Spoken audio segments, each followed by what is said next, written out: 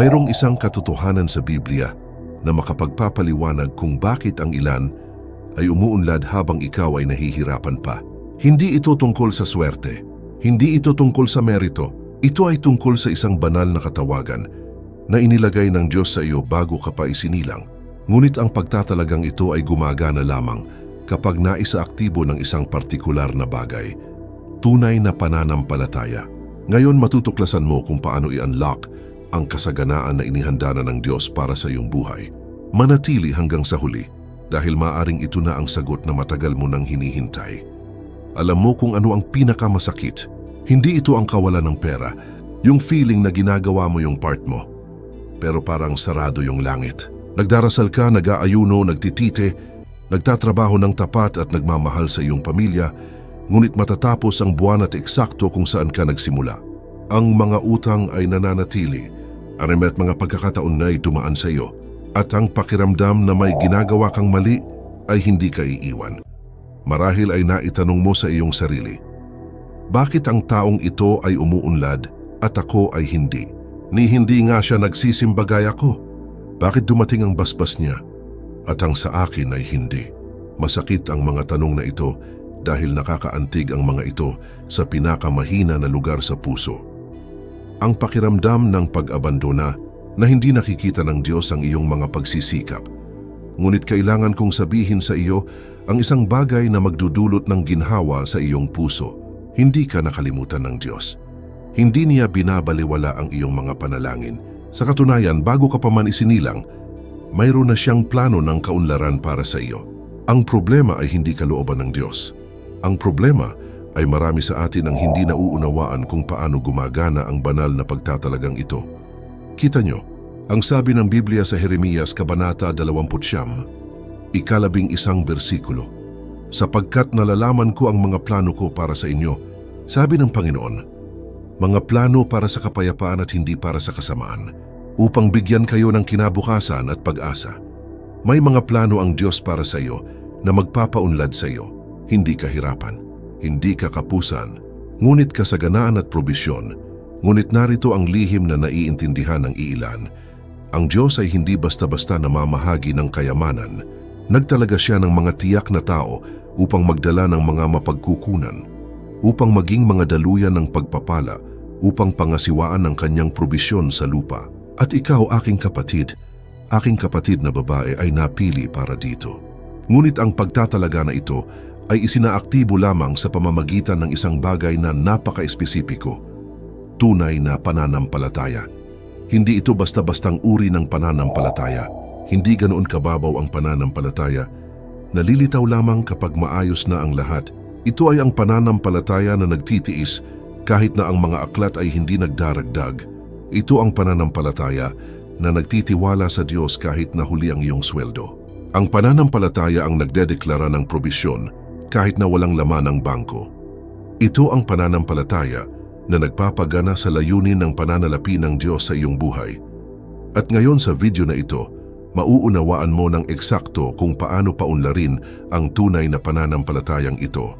Matutuklasan mo ang mga prinsipyo ng Biblia na nagbukas ng kaunlaran para sa mga kalalakihan at kababaihan sa Biblia at kung paano ilapat ang mga ito sa iyong katotohanan ngayon. Hindi ito mistisismo. Ito ay hindi isang magic formula. Ito ay ang dalisay na salita ng Diyos, malinaw na inihayag upang makalakad ka sa probisyon na nakalaan na para sa iyo. Ipahayag ngayon sa mga komento, tinatanggap ko ang paghirang ng Diyos ng kasaganaan sa aking buhay. Ang bawat salitang isinulat mo dito ay may espiritual na kapangyarihan. Sama-sama tayong nasa paglalakbay na ito ng pananampalataya at ang iyong deklarasyon ay nagpapalakas hindi lamang sa iyo kundi sa lahat ng naghahangad ng parehong pagbabago dahil ang iyong matutuklasan ay hindi teorya. Ito ay praktikal na paghahayag na sasangkap sa iyo upang mamuhay ang kasaganaan na laging nilayon ng Diyos na maranasan mo.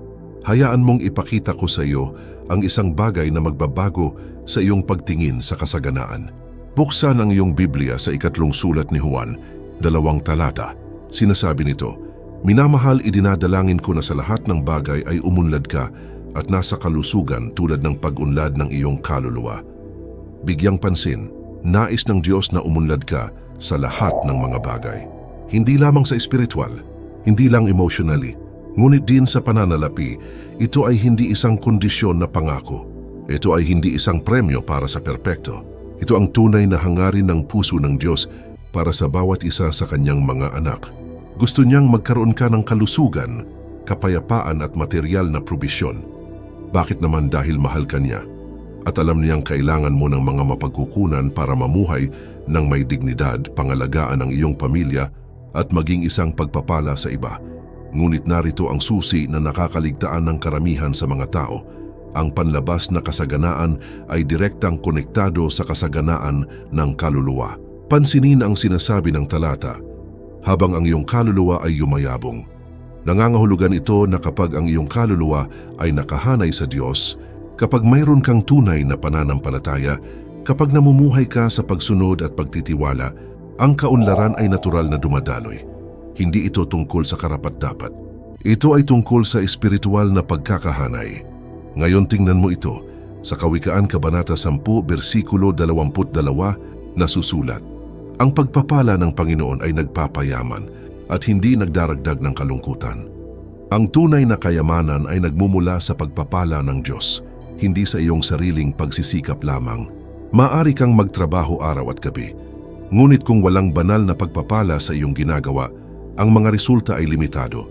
Kaya naman maraming tao ang naubos. Nagsusumikap sila, ngunit hindi umuunlad dahil sinusubukan nilang bumuo ng kayamanan nang walang pagpapala ng Diyos. At ang teksto ay malinaw. Ang pagpapala ng Panginoon ang nagpapayaman nang hindi nagdadala ng pagdurusa.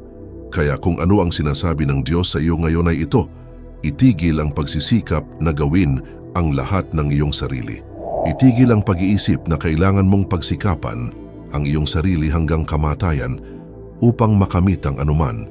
Ang kailangan mo ay iayon ang iyong buhay sa mga prinsipyo ng Diyos, bumuo ng tunay na pananampalataya at pahintulutan ang banal na pagpapala na dumaloy sa lahat ng iyong hinahawakan. Binabago nito ang lahat dahil kapag pinagpapala ng Diyos, bukas ang mga pintong sarado. Magsisimulang lumitaw ang mga pagkakataong hindi mo naisip. Dumarating ang pera na kailangan mo sa mga paraang hindi mo kailanman pinlano. Dahil ang Diyos ay malikhain at alam niya kung paano ka uunlad. Ngunit mag-ingat, hindi sapat na tanggapin lamang ang paghahayag na ito at maging masaya sa loob ng ilang minuto. Kailangan mong matutunang ilapat ito sa iyong pang-araw-araw na buhay. Kailangan mong maunawaan ang mga praktikal na hakbang na maglalagay sa iyo sa lugar na ito ng pagkakahanay sa pagpapala ng Diyos. At iyon mismo ang ituturo ko sa iyo sa mga susunod na minuto. Huwag kang umalis ngayon dahil matutuklasan mo kung paano i-transform ang katotohanan ito sa realidad sa iyong buhay pinansyal. Kailangan mong malaman ang kwento ng isang lalaki bago kita turuan ng hakbang-hakbang. Dahil kung ano ang nangyari sa kanya ay maaring kung ano mismo ang nararanasan mo ngayon. Ang kanyang pangalan ay Benjamin. Nakatira siya sa Taguig City, Philippines at nagtrabaho bilang delivery driver. Araw-araw, alas 5 ng umaga siya umaalis ng bahay at gabi na lang umuuwi. Mahirap ang trabaho. Halos hindi nasagot ng sweldo ang kanyang mga gastos. At pakiramdam niya ay nakulong siya sa isang ikot na walang paraan. Si Benjamin ay isang Kristiyano. Nagsimba siya, nanalangin bago matulog at nagbabasa ng Biblia kapag may oras siya. Ngunit sa kaibuturan ng kanyang puso, nagdadala siya ng tahimik na pagdududa. Bakit hindi siya pinagpala ng Diyos tulad ng pagpapala niya sa iba? Nakita niya ang mga kasamahan na walang pananampalataya na umuunlad, bumibili ng mga bagong motorsiklo habang halos hindi niya mabayaran ang renta. Isang araw, pagod at nasiraan ng loob, inihinto ni Benjamin ang kanyang truck sa isang tahimik na lugar at umiyak. He prayed, "God, hindi ko na kaya. I work so hard, I try to do the right thing, but you don't seem to see me. What's wrong with me?" Sa sandaling iyon, sa katahimikan ng mahirap na araw na iyon, may nagbago. Binuksan ni Benjamin ang Biblia nang hindi sinasadya at ang kanyang mga mata ay bumagsak sa mga awit. Kabanata 37, talatang 25. Ako ay naging bata pa at ngayoy matanda na. Gayon may hindi ko nakita ang matuwid na pinabayaan o ang kanyang mga inapuman ay namamalimos ng tinapay. Ang mga salitang iyon ay pumasok sa kanyang puso na parang sinag ng liwanag. Sa unang pagkakataon may naunawaan si Benjamin. Hindi siya pinabayaan ng Diyos. Siya ay hinuhubog, inihanda para sa isang bagay na mas malaki. At ang paglalaan ng Diyos ay hindi nakadepende sa panlabas na mga pangyayari, kundi sa panloob na katapatan.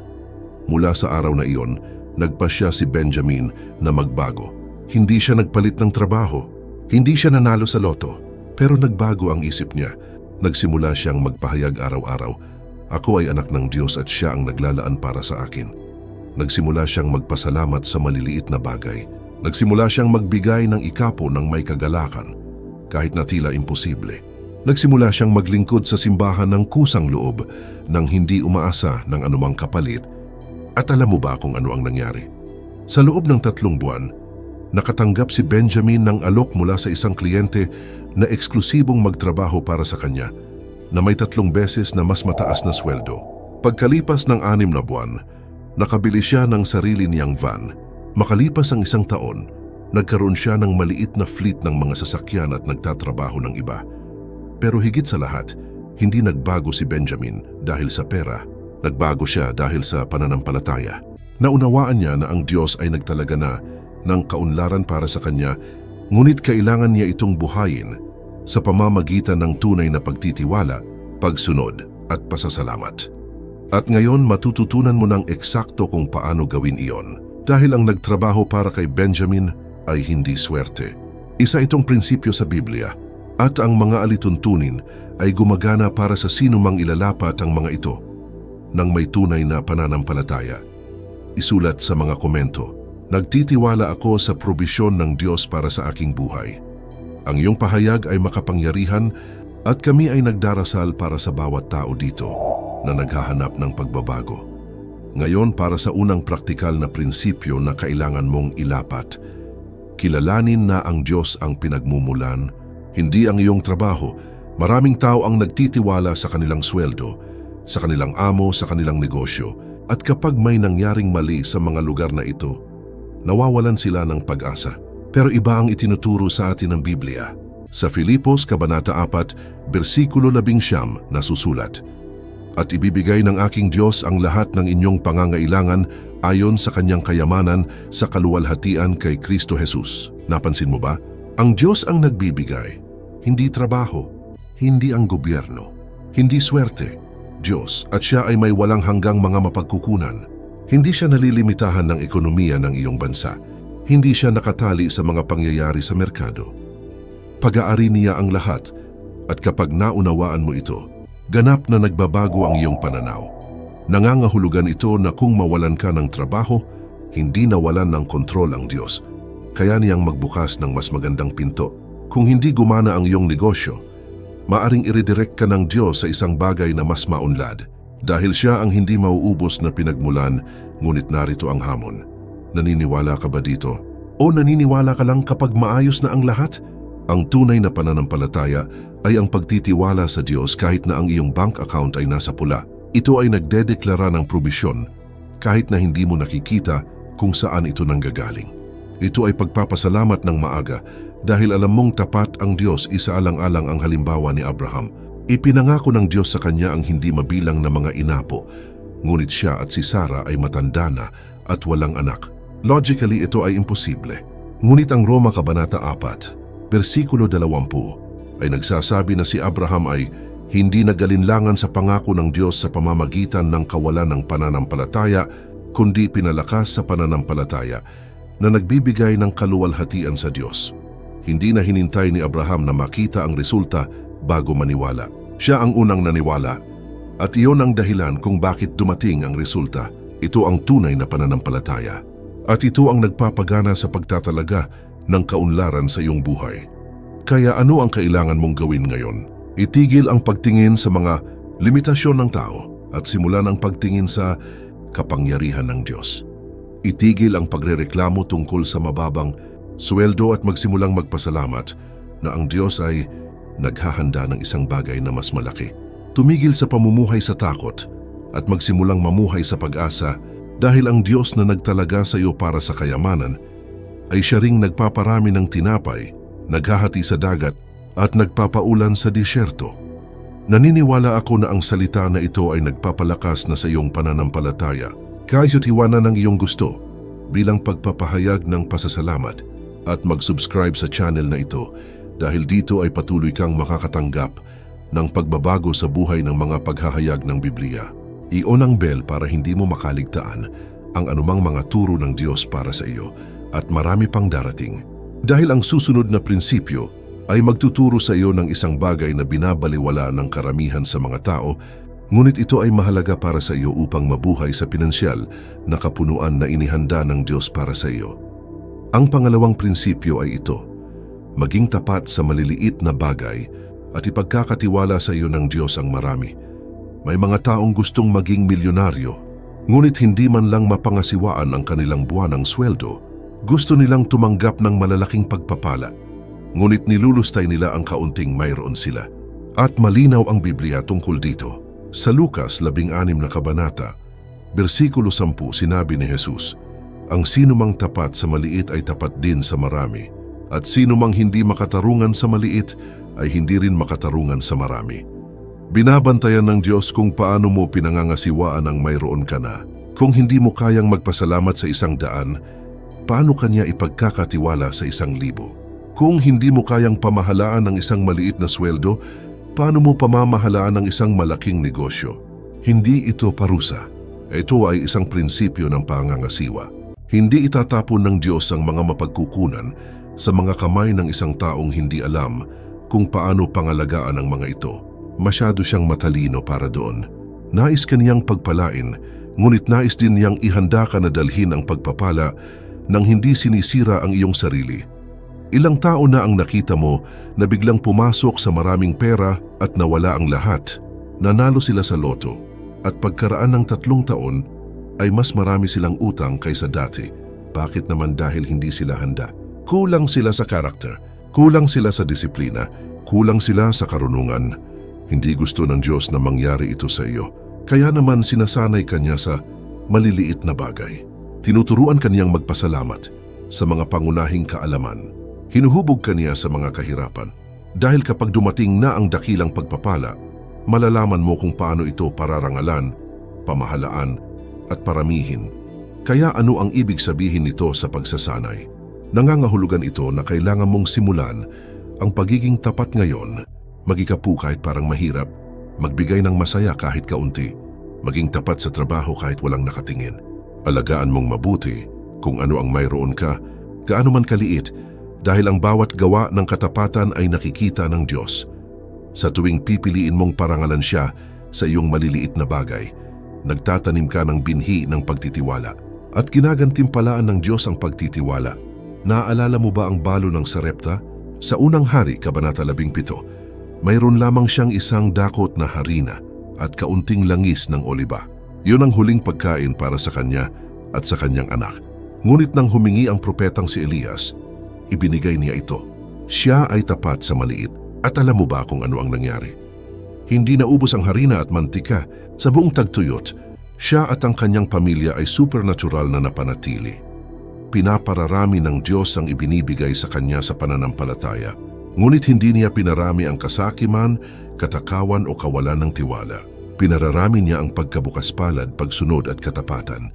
Kaya ngayon suriin ang iyong buhay. Naging tapat ka ba sa maliit?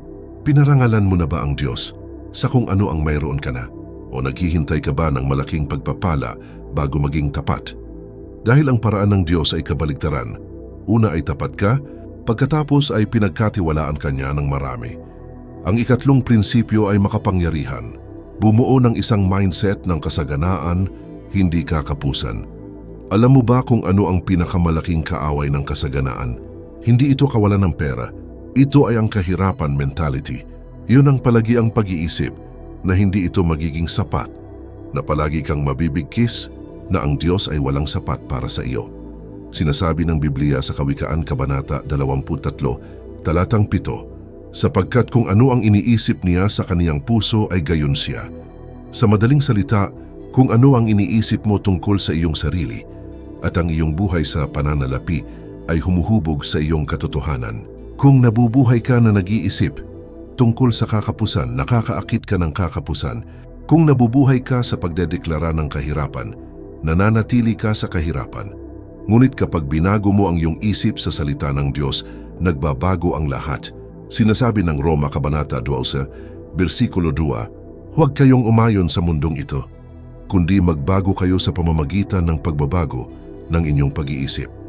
Kailangan mong baguhin ang paraan ng pag-iisip mo tungkol sa pera, tungkol sa probisyon, tungkol sa kung ano ang magagawa ng Diyos sa iyong buhay. Ang kasaganaan ng pag-iisip ay ang paniniwalang ang Diyos ay may higit sa sapat.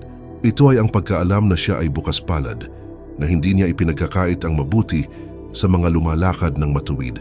Kaya ito ay pamumuhay na may pag-asa sa pagpapala, hindi sa takot sa kakulangan.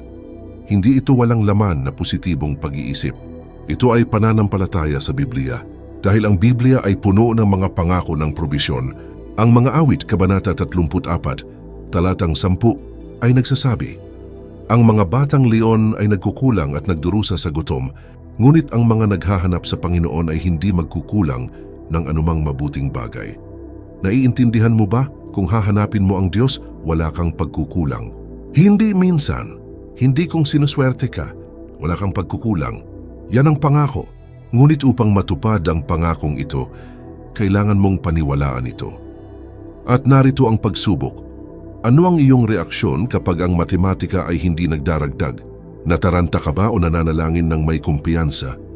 Kapag nagkaroon ng hindi inaasahang gastos, nagrereklamo ka ba o nagpapahayag na ang Diyos ang iyong tagapagbigay? Dahil ang iyong reaksyon ay nagpapakita ng iyong pag-iisip. Ang mga taong may abundance mindset ay nagsasabing, ang Diyos ay magbibigay. Ang mga taong may kakapusan sa pag-iisip ay nagsasabing, hinding-hindi ko ito makukuha. At hulaan kung alin ang makakakuha ng sagot ng Diyos, baguhin ang iyong wika. Itigil ang pagsasabing, ako ay mahirap. Simulan ang pagsasabi, ako ay anak ng hari at siya ang nagbibigay para sa akin. Itigil ang pagsasabing, hinding-hindi ako aalis dito. Simulan ang pagsasabing, may inihahanda ang Diyos para sa akin. Dahil may creative power ang mga salitang lumalabas sa bibig mo, binubuo o sinisira nila, ipahayag ngayon, mayroon akong abundance mindset dahil naglilingkod ako sa Diyos na kayang gawin ng lahat ng bagay. Ang iyong deklarasyon ay nagpapasigla sa iyong pananampalataya at nagpapalakas ng iyong espiritu. Sama-sama kaming nagdarasal para sa bawat isa sa inyo dito. At kung ano ang susunod ay magbibigay sa iyo ng higit pa dahil matutuklasan mo ang isang prinsipyo na kakaunti ang naangkop ngunit naglalabas ng mga pagpapala sa isang supernatural na paraan. Ang ikaapat na prinsipyo ay ito, maging bukas palad, dahil ang pagkabukas palad ay nagbubukas ng mga bintana ng langit. Maaring ito ay tila magkasalungat, ngunit ito ay isang katotohanan sa Biblia. Kung mas marami kang nagbibigay, mas marami kang natatanggap. Hindi dahil binibili mo ang pagpapala ng Diyos, kundi dahil ang pagkabukas palad ay likas ng kaharian. Ang Diyos ay mapagbigay. At kapag kumilos ka tulad niya, iniayon mo ang iyong sarili sa daloy ng banal na pagpapala. Sinabi ni Jesus sa Lucas Kabanata 6, talatang 38, magbigay kayo at kayo'y bibigyan. Ang takal na mabuti, siksik, liglig at umaapaw ay ilalagay sa inyong kandungan, sapagkat ang panukat na inyong ginagamit ay isusukat sa inyo. Ito ay isang espiritual na batas. Inani mo ang iyong itinanim. Kung maghahasik ka ng kabutihang loob, ani ka ng sagana. Kung pipigilin mo ang lahat sa takot, nabubuhay ka sa kakulangan. Sabi ng iba, kapag marami na ako, tutulong ako. Ngunit sabi ng Diyos, tumulong ngayon at bibigyan kita ng higit pa. Ang pagkakasunod-sunod ay baligtad. Hindi hinihintay ng Diyos na yumaman ka bago maging mapagbigay. Hinihintay kanyang maging mapagbigay bago ka yumaman. Tingnan kung ano ang sinasabi sa Proverbs Kabanata 11, versikulo 24. Sinumang magbigay ng higit ay idaragdag sa kanya, at sinumang magpigil ng higit sa tama ay mawawala. Sa madaling salita, kapag nagbibigay ka ng masaya, dinadagdagan pa ng Diyos. Kapag nagpigil ka ng sakim, talo ka. Hindi ito nangangahulugan na ibibigay mo ang lahat ng mayroon ka at maiiwan kang wala. Nangangahulugan ito na nagbibigay ka ng matalino kasama ang patnubay ng banal na espiritu, na nalalaman na ang Diyos ay magpupuno at dadami dahil wala siyang utang na loob sa sinuman. Sumulat si Pablo sa 2 Corinthians, Kabanata 9, versikulo 6. Ang naghahasik ng kakaunti ay mag-aani rin ng kakaunti, at ang naghahasik ng sagana ay mag-aani rin ng sagana. Gusto mo bang umani ng matipid o masagana? Pagkatapos ay magtanim ayon sa gusto mong ani. At hindi lang ito tungkol sa pera. Ang pagkabukas palad ay nagbibigay ng iyong oras, iyong kaalaman, iyong tulong. Ito ay pagpapala sa mga nakapaligid sa iyo. Ito ay isang channel ng pagpapala sa buhay ng ibang tao. Kapag namumuhay ka sa ganitong paraan, may mangyayaring supernatural. Nagsisimulang bumukas ang mga pinto. Nagsisimulang parangalan ka ng mga tao. Nagsisimulang lumitaw ang mga pagkakataon. Dahil ang Diyos ay nalulugod sa pagpapaunlad ng mga may bukas palad na puso. Ngunit mag-ingat, ang pagkabukas palad ay hindi isang relihiyosong obligasyon. Hindi ito nagbibigay sa ilalim ng presyon o manipulasyon. Ito ay nagbibigay ng kagalakan dahil naiintindihan mo na ang lahat ay nagmumula sa Diyos at ikaw ay isang katiwala lamang. Ang ikalawang mga taga-Korinto, Kabanata 9, talata 7, ay nagsasabi, ang bawat isa sa inyo ay dapat magbigay ayon sa ipinasiya ng inyong puso na magbigay, hindi nang may pag-aatubili o napipilitan, sapagkat iniibig ng Diyos ang masayang nagbibigay. Hindi gusto ng Diyos na maging malungkot ang iyong handog. Nais niyang maging masaya ang iyong puso. Dahil kapag nagbibigay ka ng masaya, sinasabi mo, I trust God to take care of me. At ang pagtitiwala na ito ay nagpapagana ng banal na probisyon. Ang ikalima at huling praktikal na prinsipyo ay magtrabaho ng may kahusayan dahil ang iyong gawain ay niluluwalhati ang Diyos.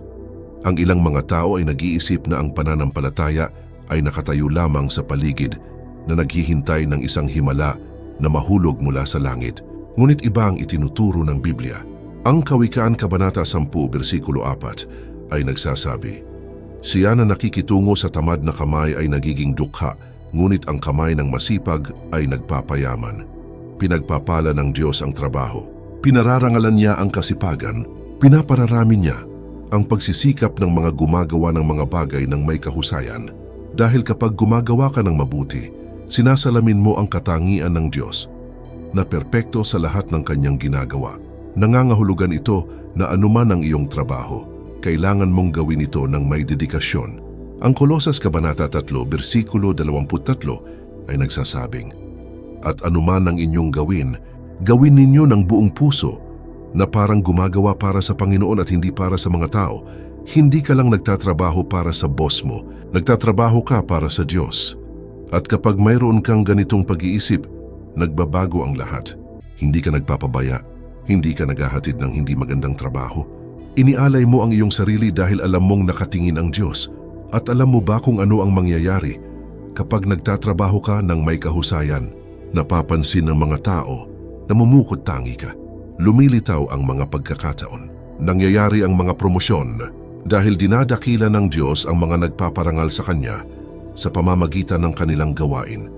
Si Joseph ay isang klasikong halimbawa. Siya ay ipinagbili sa pagkaalipin at hindi makatarungang itinapon sa bilangguan. Ngunit nasaan man siya, nagtrabaho siya ng may kahusayan at itinaas siya ng Diyos. Nagpunta siya mula sa bilanggo hanggang sa gobernador ng Ehipto. Hindi dahil sa swerte, kundi dahil pinarangalan niya ang Diyos ng may dedikasyon sa lahat ng kanyang ginawa. Kaya, suriin ang iyong profesional na buhay.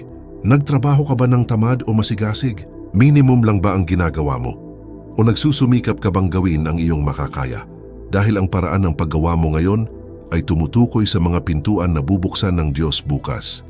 At tandaan, ang paggawa ay hindi kapalit ng pananampalataya, ngunit ang pananampalataya na walang gawa ay patay. Sinabi ni Santiago, Kabanata 2, versikulo 26, kung paanong ang katawan na walang espiritu ay patay, gayon din ang pananampalataya na walang mga gawa ay patay. Kailangan mong maniwala at kumilos. Kailangan mong manalangin at magtrabaho. Kailangan mong magtiwala sa Diyos at gawin ang iyong bahagi. Dahil hindi gagawin ng Diyos para sa iyo ang ibinigay niyang kapangyarihan sa iyo. Bibigyan ka niya ng karunungan, lakas at mga pagkakataon, ngunit kailangan mong kumilos. Kailangan mong maging masipag. Kailangan mong parangalan siya ng may kahusayan. Kailangang maabot ng mensaheng ito ang mas maraming tao. Ibahagi ang video na ito sa isang taong kailangang marinig na ang Diyos ay may masaganang plano para sa kanilang buhay. Ikaw ay napili upang maging isang channel ng pagpapala at ang iyong pagbabahagi ay maaring baguhin ang kwento ng isang tao. At ngayon ay matatanggap mo na ang pinakamakapangyarihang konklusyon kung saan ang lahat ng iyong natutunan ay magsasama-sama sa isang kumpletong pag-unawa kung paano ipamuhay ang kaunlaran na idinisenyo ng Diyos para sa iyo. Kaya, narito ang buong katotohanan. Ikaw ay dinisenyo ng Diyos para sa kayamanan. Hindi dahil sa iyong ginagawa, kundi dahil sa kung sino ka. Isang minamahal na anak ng makapangyarihang Diyos. Hindi kaniya nilikha para mamuhay sa kakapusan. Nilikha kaniya upang umunlad, upang mamuhay ng may dignidad, upang maging isang pagpapala sa buhay ng iba. Ngunit ang pagtatalagang ito ay naisaaktibo lamang sa pamamagitan ng tunay na pananampalataya. Ang pananampalataya na kumikilala sa Diyos bilang pinagmulan, ang pananampalataya na tapat sa maliliit na bagay, ang pananampalataya na nag-iisip ng sagana, ang pananampalatayang mapagbigay, ang pananampalataya na gumagawa ng may kahusayan. Kapag pinagsama mo ang lahat ng mga prinsipyong ito, may mangyayaring supernatural. Bumukas ang mga bintana ng langit, nagsisimulang dumaloy ang probisyon, lumilitaw ang mga pagkakataon, at nagsimula kang mabuhay hindi lamang ng may sapat, ngunit may kasaganaan. Ang Isayas, Kabanata 48, talata 17, ay nagsabi, ganito ang sabi ng Panginoon, ang iyong manunubos, ang banal ng Israel. Ako ang Panginoon mong Diyos na nagtuturo sa iyo upang makinabang, na pumapatnubay sa iyo sa daan na dapat mong lakaran. Tinuturuan ka ng Diyos ngayon. Ginagabayan ka niya sa landas tungo sa tunay na kasaganaan. Hindi kayamanan ang nakakasira, kundi kayamanan na nagpapalaya. Hindi ang pera na nagpapaalipin, ngunit ang mga mapagkukunan na nagpapahintulot sa iyo na pagpalain, pangalagaan ng iyong pamilya, mamuhay ng payapa at luwalhatiin ng Diyos. Ngayon sama-sama tayong manalangin. Mapagmahal na Ama, dumarating ako sa harapan ng iyong trono ng may pagpapakumbaba at pananampalataya. Kinikilala ko na ikaw ang aking tagapagkaloob, aking pinagmulan ang may-ari ng lahat. Naniniwala ako na itinalaga mo ako para sa kaunlaran at ngayon ay tinatanggap ko ang pagtatalagang ito sa aking buhay. Pinabago ko ang aking isipan sa iyong salita. Pinipili kong magtiwala sa iyo kahit mahirap ang mga pangyayari. Panginoon, nangangako ako na maging tapat sa maliliit na bagay. Alam kong ipagkakatiwala mo sa akin ang marami. Pinubuksan ko ang aking puso sa pagkabukas palad upang maging isang daluyan ng pagpapala. Ipinapahayag ko na ang aking pag-iisip ay kasaganaan, hindi kakapusan. Gagawa ako ng may kahusayan, pararangalan ang iyong pangalan sa lahat ng aking ginagawa. Naway dumaloy ang iyong pagpapala sa aking buhay pinansyal. Maaring magbukas ang mga pinto, maaring lumitaw ang mga pagkakataon. Naway maranasan ko ang kapuspusan ng kaunlaran na inihanda mo para sa akin. Hinihiling ko ang lahat ng ito sa pangalan ni Jesus. Amen. Ipahayag ngayon sa mga komento, tinatanggap ko ang banal na paghirang ng kasaganaan sa aking buhay.